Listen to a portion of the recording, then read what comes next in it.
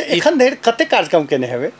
हमरा तो बुझाइए कि साल में हम एवरेज में अहाँके कहै छी कि 50टा अहाँके मंच करै छलिए। अच्छा, लेकिन अखन आके किछु दिन से कनी कमी भेलैए। एना किया?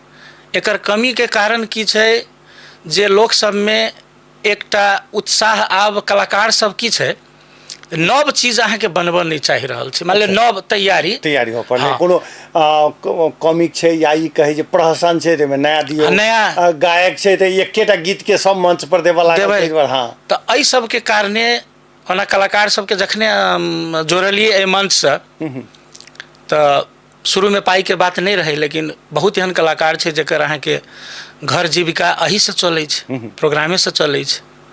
तो ई अगर जनकपुर के ट्रेंड कहब तो प्रथम व्यक्ति छथि हमरा याद है जे रामानंद युवा क्लब में आयल रहथि आ ओ नाम छै विपिन पाठक। अच्छा, नालवादक।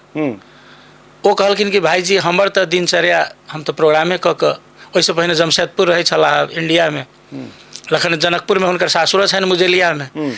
तो ओ कहला कि नहीं भाईजी हम तो फ्री काज नहीं कऽ सकै छी। तखन हम जीवनाथ जी सबसे बैस के कहली नहीं, जे कलाकार के इएह छै एकरा किछु ने किछु करियो, प्रोत्साहन नहीं करबै तऽ नहीं हेतै।